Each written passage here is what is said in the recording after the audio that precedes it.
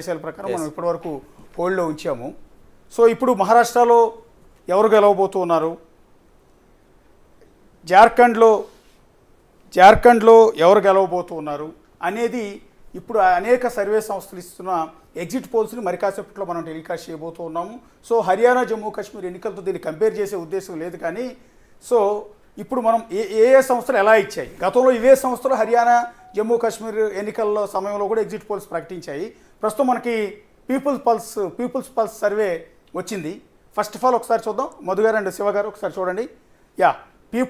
Peoples pulse ఏమి ఇచ్చిందంటే మహారాష్ట్రకి NDA కూటమి 175 నుంచి 195 స్థానాలు, ఇండియా కూటమి 85 నుంచి 112 అంటే డిసైడ్ చేశారు. ఆల్మోస్ట్ ఎన్డీఏ కూటమి మళ్ళీ అధికారంలోకి వస్తుంది. అంటే బీజేపీ అంటే చీలిపోయిన ఏకనాథ్ షిండే శివసేన. మీరు ఇప్పటి నుంచి శివసేన ఎన్సీపీ అనండి, ఇక్కడ సరికి వచ్చేసరికి ఉద్ధవ్ శివసేన అండ్ శరద్ పవార్ అనండి, రెండు అటు ఇటు కలిపారు.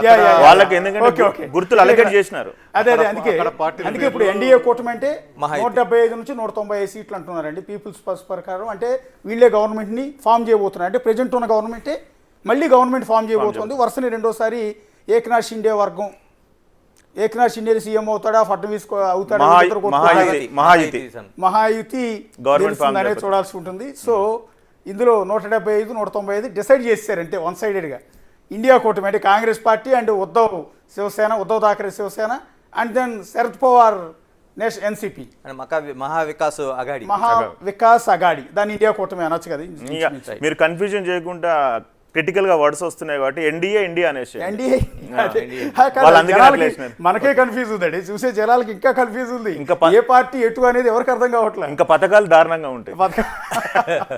సో ఇక్కడ పీపుల్స్ పల్స్ ఇచ్చిన దాని ప్రకారం అయితే Eknath Shinde and Ajit Pawar and BJP Fadnavis కలిసి మళ్ళీ గవర్నమెంట్ ఫామ్ చేయబోతూ ఉన్నారు. అండ్ దెన్ వీళ్ళల్లో ఎవరు సీఎం అవుతారు అనేది మళ్ళీ వాళ్ళ తర్వాత కొట్టుకుంటారు, తర్వాత వేరే విషయం. సో అశోక్ గారు ఇంకొకటి, 145కు 30 ఎక్కువ అయితేనే గవర్నమెంట్ స్టేబుల్గా ఉంటుంది. ఓకే 145కి ఏ మాత్రము 5-10 వచ్చింది అనుకోండి, మళ్ళీ ఇద్దరు ఇటు ఉంటారండి.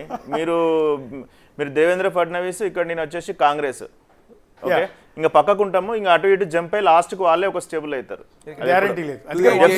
అందుకనే మా సంస్థ ఇచ్చింది ఏంటంటే, మా సంస్థ అనాలిసిస్ చేసి ఇచ్చిన ప్రకారం 30 సీట్స్ ఎవరైతే అంటే మ్యాజిక్ ఫిగర్ కంటే ఎవరైతే